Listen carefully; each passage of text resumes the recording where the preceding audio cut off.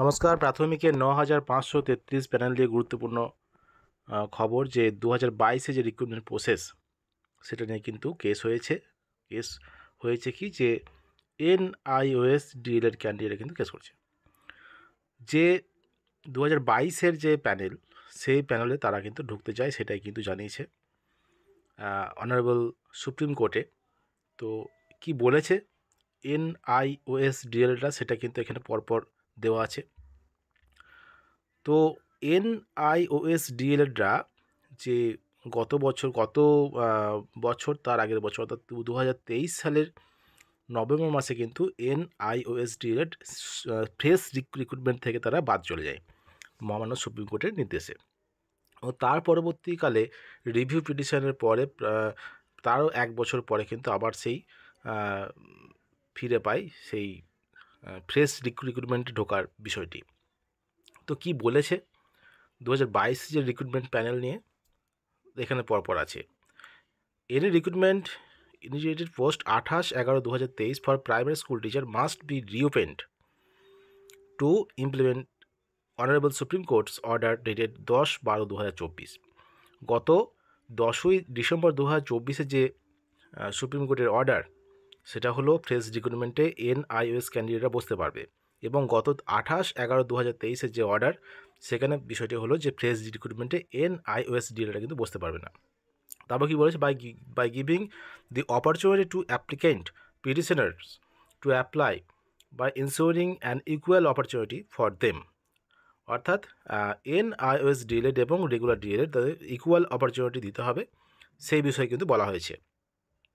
তারপর কি বলেছে, any ongoing recruitment process as on 28/11/2023 where merit list was prepared deserve to now be reopened and a fresh merit list should be prepared by including the applicant before this honorable court। 28/11/2023 অনুযায়ী যেসব ongoing recruitment ছিল সেখানে কিন্তু merit list reopen করতে হবে।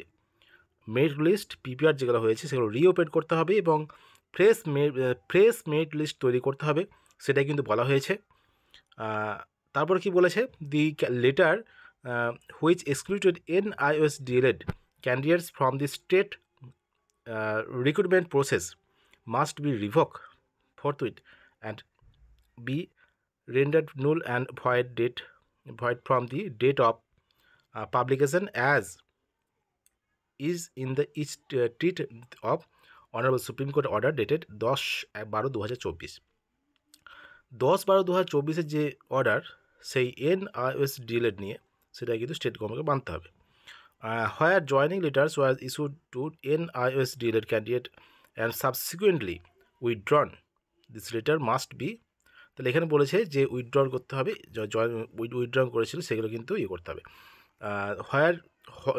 Wherever counselling have been conducted post 28/11/2023 and the applicant were not included, the merit list will have to be redrawn by including the applicant wherein.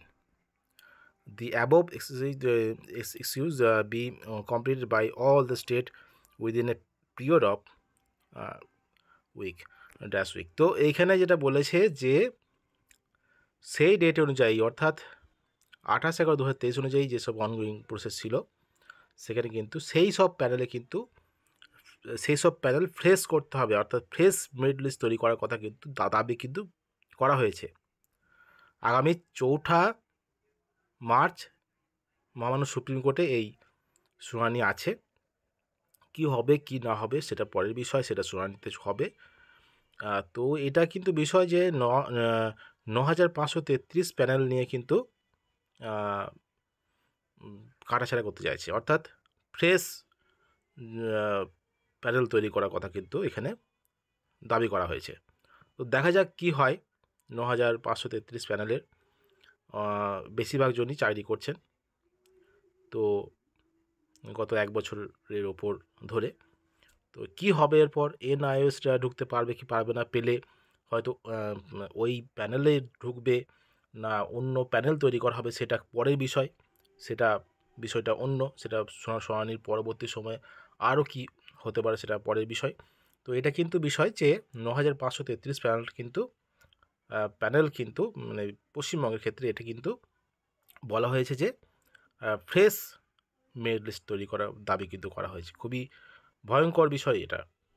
তো দেখা যাক কী হয়। 2022-এর recruitment প্যানেলে NIOS-DL-এরা কিন্তু সেখানে সেই প্যানেলে ঢোকার দাবি কিন্তু করেছে।